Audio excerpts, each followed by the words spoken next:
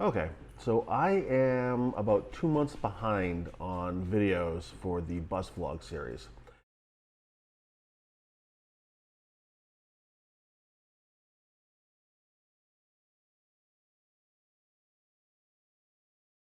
Part of my excuse has been that I haven't recorded the first two um, videos in the series that are an explanation of why we're doing the project and answering some of the questions that we get a lot, and are sort of the planning phase document video thing that explains kind of what steps we took before we started actually even building.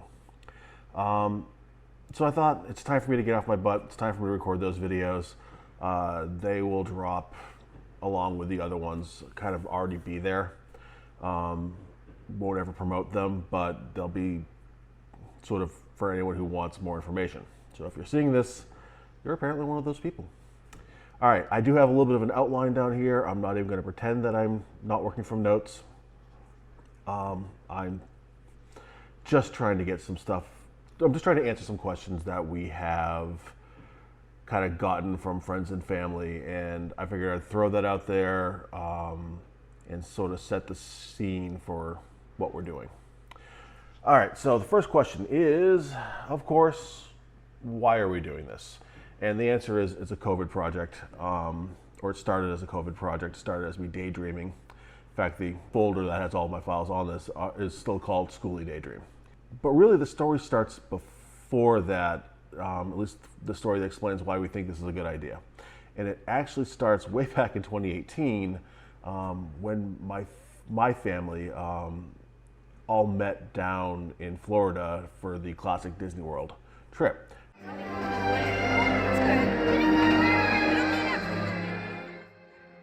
And by my family, I mean my mom, my dad, my sister, her kids, our kids.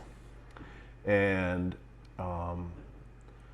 for whatever reasons that we had booked, or my mom had actually booked the house for I think 5 days. But my family, my wife and myself and my kids, try to do. We really try to fill our vacations. We try to go from Friday night till Sunday night, and the whole week in between. So we didn't want to sit around for a few days to fly.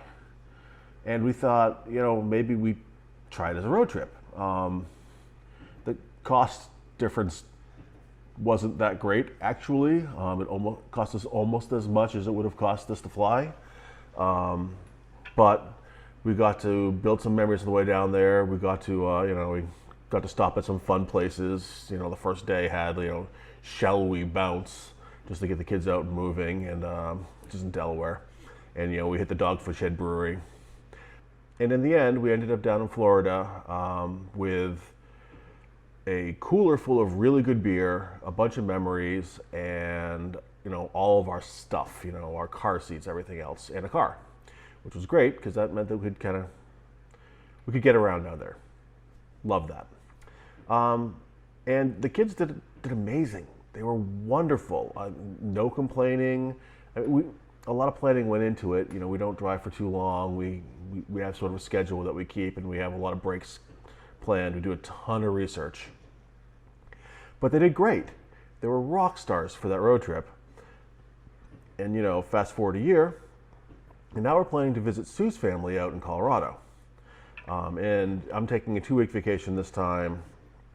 But we didn't feel great about imposing 2 weeks on family. They're letting us stay in their house. We didn't feel great about imposing a 2-week stay on anyone. They probably would have said yes. They're super gracious. But we decided we want to fill either end of that also with a road trip. This time to Colorado from Massachusetts. So we did it. Long road trip. Wonderful event, Kids got to see Mount Rushmore and a bunch of other stuff because we didn't take a straight route. Saw the largest frying pan in Iowa. There's a bunch of fun, silly things. It was awesome. Now, I've always watched a bunch of YouTube's videos, and around the same time, I had been watching a lot of makers. I dabble as a maker myself.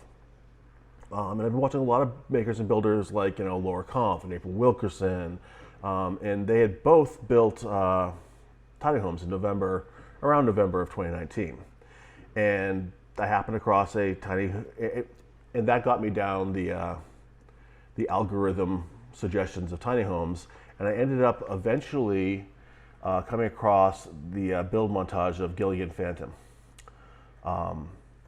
which was cool. I mean, it's a good build, interesting series. Then the pandemic happens, and we scrub a long weekend planned in Disney World, and all the event work that I do got canceled, and I'm home a lot more than I normally am. And I'm actually not complaining. I had it better than most, kept my job, living situation stable. It was nice. But I ended up watching a lot more YouTube videos than I usually do. And I'm getting more and more tiny home and overlander type videos. And I'm really going down the rat hole on this stuff.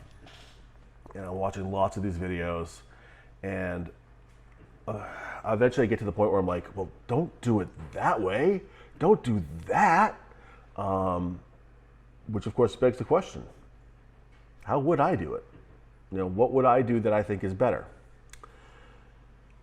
So out come the tools that I use for design. There's a bunch of Googling and a bunch of CAD and a bunch of research on possibilities. Start that Schooly Daydream folder. And eventually I end up with a half-decent design. But, I can't afford to do this, right? So I start looking. And at the time, the kind of bus that I wanted was going for like $4,000. And that's not undoable, which was almost kind of a problem because now I have to take it seriously. I'm really thinking about this. So I do the only thing that a maker with a crazy, ambitious, ridiculous idea could, it's just barely possible, do the only thing that I can do. And I turn to my wife to get the idea reasonably shot down. So one night, after putting the kids to bed, I come clean on what I've been noodling about. And I'm fully expecting her to point out that, it's a huge undertaking. It's going to take up a huge portion of our lives. We only really have a couple weeks a year to use it. It's a terrible idea, right? Except she loved the idea. So we decided that we're going to spend a little bit of our savings, and she actually kept after me. Sue kept after me as I started to figure out the logistics and started looking for a bus, and that's another whole video. This is more the why video, and so I'll answer some of the questions that come up with the why video. Is it to save money? And the answer is no. It'll eventually probably cost more than just buying a used RV would cost us. However, it only costs what we're willing to pay at any given point. So when we have the funding for what we want to do, that's when we'll work on it and build it out. Are we going to live in it? Hell no. I know, there's that whole nomadic schooly thing going on, and that's not the life I want. It's a great life. I can certainly understand why you would want that life, but I don't. I have a lot of tools. I have a lot of stuff. My wife has a lot of stuff. We have 2 kids who all love their stuff. And yes, I know that stuff can, you don't own your things own you. But I'm comfortable with that arrangement right now. So we don't want to live in it. We want to use it. We want to go traveling. Are we going to go adventuring? Yep, that's the idea. Sue and I love to travel. Probably not enough to really justify doing this, but we'll use it. We'll go adventuring. We're going to see the country and bring the kids along. I think sort of the thing that appeals to me most is that it's a family project, and here's where I get a little sappy, and people roll their eyes, especially the people I'm talking about now. But growing up, I lived with makers, my parents. And that wasn't really a word yet. But, you know, my mother cooked, she sewed, she crafted, she painted, she designed, etc. And my father has been rebuilding his house, I think, since we moved into it when I was 3. And they taught me that, you know, sort of, I should also say, you know, my grandfathers both were crafters. They had wood shops, they had shops in their basement. One of my grandfathers was a CB, construction battalion in World War II. The other one was, you know, was a radio operator, loved to tinker with electronics. And they all, you know, showed me how to build things. One of my grandfathers taught me how to frame one summer building the pool shed for our house. And they all taught me that if there was something that wasn't right in your environment, you were allowed to change it and improve it.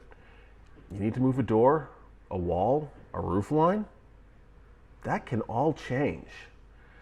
If you don't like a recipe, a color, a style, you can change that. You can make it your own. And they would make it their way.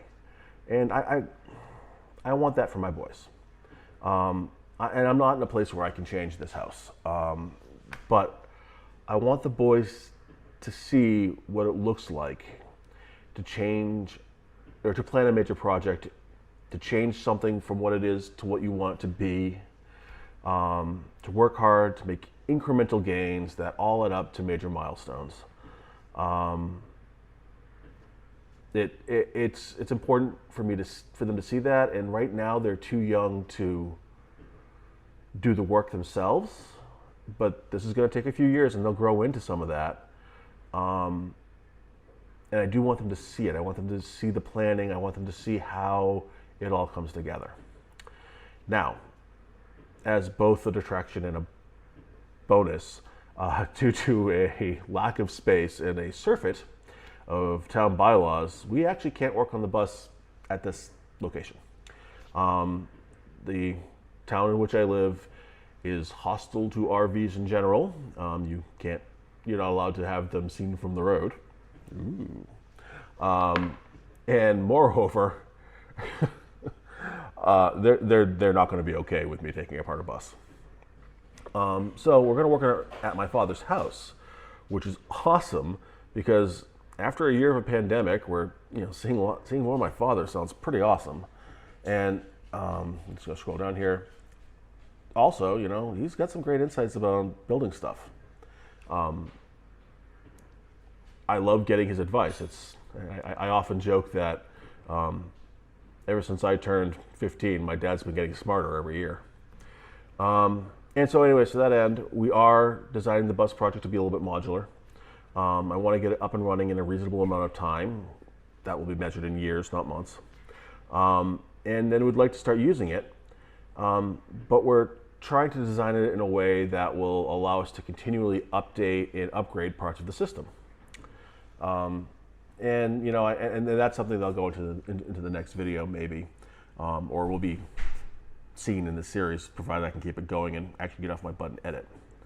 So anyways, that is a sort of rambling why video.